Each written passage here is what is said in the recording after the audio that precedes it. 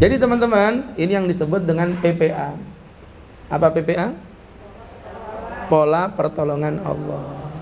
Bagaimana caranya Allah menolong seorang hamba? Karena kalau Bapak tidak tahu pola pertolongan Allah, yang ada udah ditolong aja nggak nyadar. Mau tahu contohnya?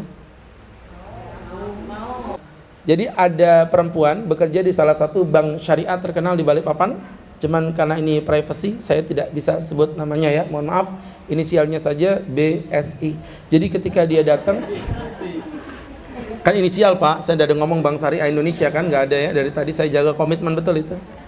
Jadi dia curhat sama saya, Pak Ustadz, saya ini bingung Tat, masalah jodoh.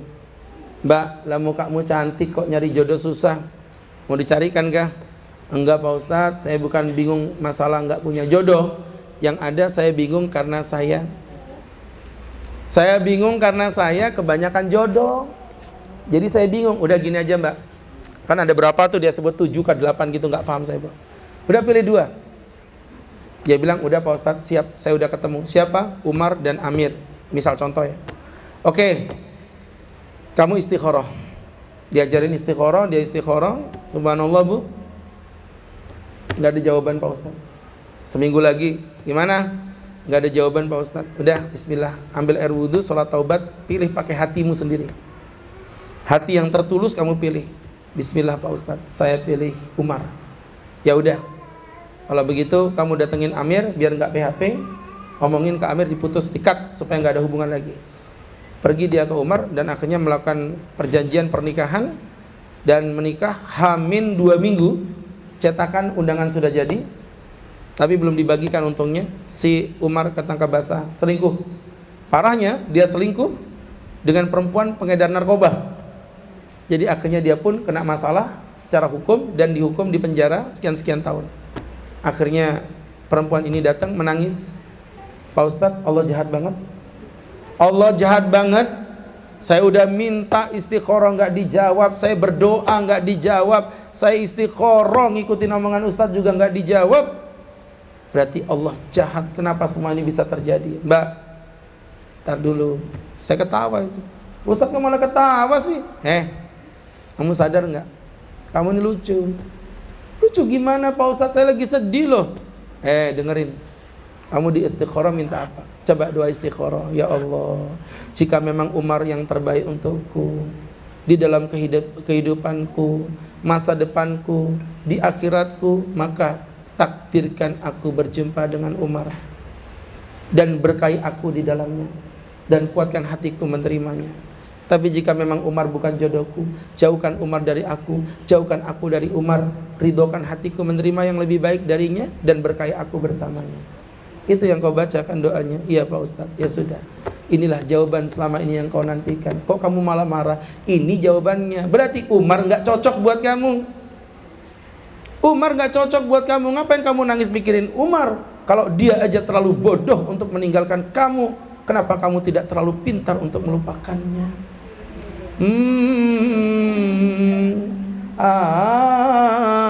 Ini kalau anak muda kecil, dasar nenek-nenek. Jadi ibu-ibu udah telat, ciemu nggak berguna sudah ya. Jadi teman-teman yang dirahmati Allah, ibu, bu. Jadi di saat dia ngomong Allah jahat, sebenarnya udah dijawab sama Allah. Itu jawaban yang terbaik. Pergi kamu sama si Amir. Ya Allah Pak Ustadz, Amir sudah saya putus, gak bakal mau dia sama saya. Kalau dia cinta sama kamu, dia akan menerima kamu apa adanya. Tapi dia gak mungkin mau, Tat. Pergi dulu, bilang dulu, insya Allah dia terima kamu. Kalau dia gak mau, aku yang menikahi kamu, tenang aja ya. Asalkan yang di pojok mengikhlaskan dan meridai. Ya kan? Jadi teman-teman yang berbahagia, yang dirahmati Allah, bukan hanya fatwa, tapi memberikan solusi. Bersama nomor 0. Alah, pakai dijawab itu. Udah itu lewat itu udah ya. Jadi teman-teman yang dirahmati Allah Subhanahu wa ta'ala. Ala kulli hal, ini menjadi pembelajaran untuk kita bersama. Sahabat-sahabatku yang dimuliakan Allah Subhanahu wa ta'ala, maka bagaimana pola pertolongan Allah? Yang pertama, butuh pemantik. Tahu pemantik, Bu? Korek api, ada bahan bakarnya, minyaknya. Belum tentu jadi api kalau tidak ada apa?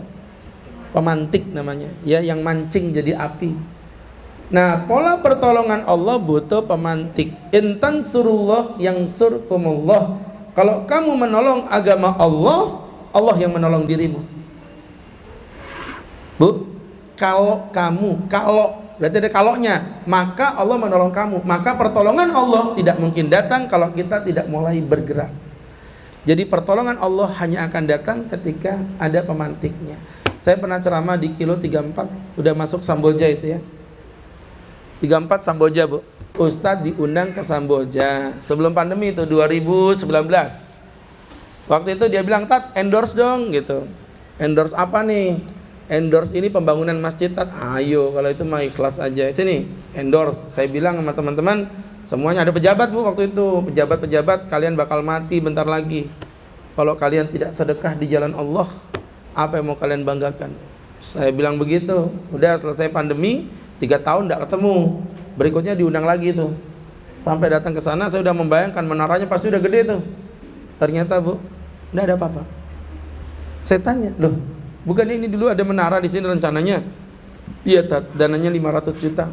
Yang terkumpul baru 70 juta. Mas, kalau kamu nunggu danamu 500 juta kumpul baru membangun, saya kasih tahu ya, sampai Fir'aun bangkit lagi jalan-jalan di BSB, ngopi di BKV, ya.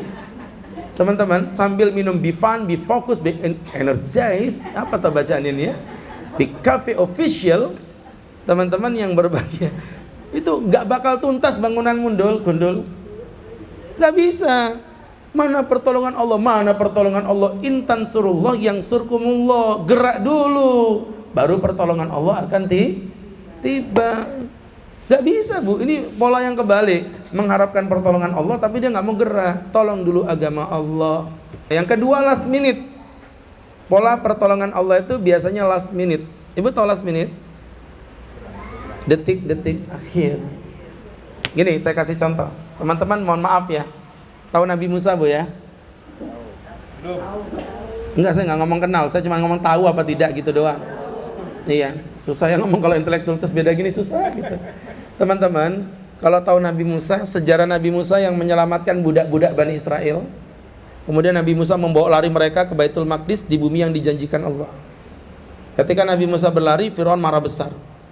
Ya, ketika itu Fir'aun pun akhirnya memimpin pasukan mengejar Musa. Saking jengkelnya Fir'aun sama Musa. Mohon maaf, Nabi Musa berlari dari Mesir ke Laut Merah itu, Pak. Jauh, Pak. Jauh banget itu. Dan Nabi Musa berlari dalam kejaran Fir'aun. Sampai Nabi Musa berada di pinggir Laut Merah. Ya. Di situ Nabi Musa kecepit. Maju tenggelam, mundur mati di tangan Fir'aun. Allah berikan pertolongannya di situ.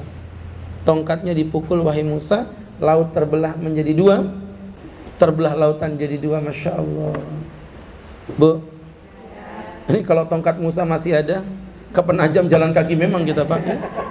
Selesai memang itu speed nganggur semua sudah. Jadi teman-teman, Nabi Musa berjalan. Berarti pertolongan itu baru datang ketika Musa udah kepepet di depannya lautan. Pertanyaan Ustadz, kenapa nunggu laut? Emang Allah nggak bisa nenggelamin Fir'aun di dalam padang pasir? Bisa nggak kira-kira?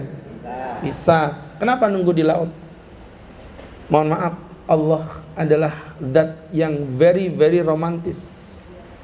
Allah nggak mau diduain. Ketika antum masih punya pilihan, Anda akan menduakan Allah. Contoh, sakit, ada kesempatan ke dokter. Nanti kalau dokter batal mungkin masih ada tabib gagal mungkin nanti masih ada ya ustadz yang bisa meruqyah atau apapun namanya. Teman-teman mohon maaf dengerin ustadz. Di situ kadang-kadang Allah nggak hadir. Tapi di saat kita udah lelah, kita udah kecapean, ada ustadz di Kampung Baru itu, teman saya. Beliau cerita punya anak perempuan kuliah di Stein. Setiap belajar jatuh pingsan. Bapaknya bilang, kamu nggak usah belajar nak, udah nak di rumah aja nggak usah kuliah. Enggak bapak, aku mau belajar. Si bapak ini nangis, kasihan, nggak tega. Diobatin, dokter angkat tangan karena ini ada bakteri apa bla bla bla yang membuat anak ini, anak kuliah Bu, sudah cuci darah. Sudah cuci darah. Teman-teman yang dirahmati Allah Subhanahu wa taala, Disitulah akhirnya dia udah putus asa. Cuman dia sempat dengar dokternya itu ngomong bakteri atau apa gitu loh, lupa. Di browsing Pak, keluarnya apa? Bawang putih. Bawang putih dimakan, muntah anak ini. Dipotong tipis-tipis, dimasukkan ke nasi biar nggak kerasa. Dalam 1 bulan berangkat ke dokter, penyakitnya udah negatif. Idza arada syai'an ayyakula lahu kun fayakun. Jadi ketika udah nggak ada pilihan, Allah tuh kadang-kadang hadir, Bu. Di saat kita masih punya pilihan, Allah tuh kadang-kadang nggak nolongin kita. Sengaja Allah mau lihat kelakuan kita kayak apa nih. Kembali ke Allah atau tidak. Nah itu ya. Jadi kadang-kadang pertolongan Allah datangnya last minute. Ada cerita ini, Bu. Kalau Ibu mau diceritain, Ustaz ceritain. Kalau enggak juga nggak apa-apa, tampaknya nggak mau, ya sudah. Nggak bisa, udah lewat, males ya. Jadi teman-teman yang berbahagia, ibu-ibu, jadi ini ceramahnya lucu nih formatnya nih. Biasanya ustadznya di mana-mana di tengah gitu, jemaahnya kanan kiri. Ini ustadznya di pinggir begini ya, dia di tengah gitu. Perasaan kok kayak dia ustadznya, bukan saya gitu. Jadi ibu-ibu, iya betul nggak sih? Kalau ada tablik akbar gitu, ustadznya kan di tengah biasanya kan. Ini sekarang dia di tengah udah kayak ustadz gitu. Nyewender gitu, makannya sama, nggak teriak. Saya yang teriak-teriak, makannya sama kok ya. Jadi teman-teman, ini ustadznya ditaruh pojok kanan, pojok kiri, jemaahnya di tengah. Jadi teman-teman, kecuali kalau khitanan, Bu, iya, yang di khitan tuh di tengah, betul itu ya. Iya. Jadi teman-teman, yang di kursinya beda, Pak. Oh iya, kursi. Oh iya, jadi VIP Pak ya. Masya Allah. Jadi ustadznya beda, kanan kiri beda tempat duduknya. Jadi teman-teman yang dimuliakan Allah Subhanahu wa taala, Allahu Akbar. Maka kembali dari apa yang Ustadz jelaskan tadi. Tadi ngomong apa, Bu? Contoh. Ketika pertolongan itu datang di detik-detik akhir, Masya Allah. Itu dulu ada jamaah namanya Bapak Pelekatut. Namanya siapa, Bu? Bapak Pelekatut. Ya, Pak Pelekatut ini, ya terserah saya lah, saya yang buat cerita kok, Ibu yang heboh itu ya. Ada jemaah namanya Pak Pelekatut. Pak Pelekatut ini ceritanya pengangguran. Istrinya marah-marah, kamu nih dedek, kamu nih dedek, begitu kan. Kamu nih mas, kamu nih mas, kelahi terus gara-gara nganggur tadi tuh. Akhirnya apa yang terjadi?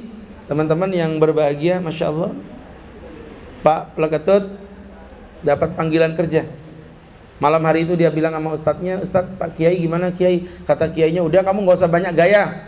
Malam ini berdoa jam 2 malam. Jam 2 malam, Bu, Pelekatut tahajud, Pak.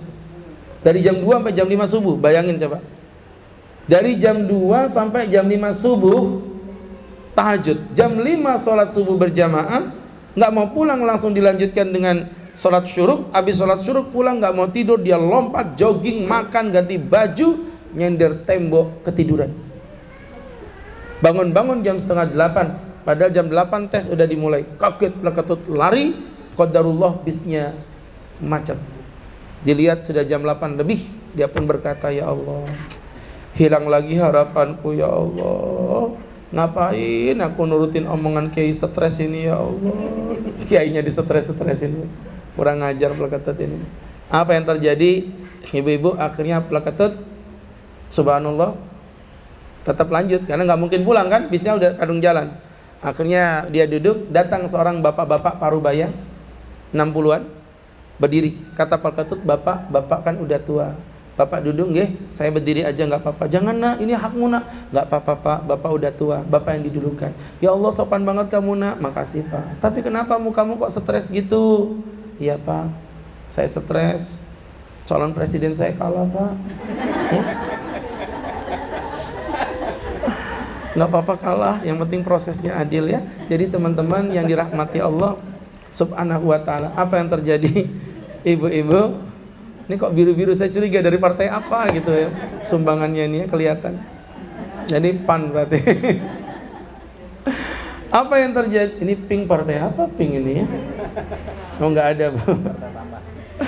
Jadi teman-teman yang dirahmati Allah, akhirnya Pelekatut jalan. Ketika sampai di tempat tujuan, Pleketut lari, Pak, saya izin Pak, ya saya mau lari Pak. Iya, mudah-mudahan rezeki. Nah, iya Pak, lari Pleketut ke lantai 3. Di lantai 3 orang berjubel, Bu. Loh, udah bubar kan nih Mas?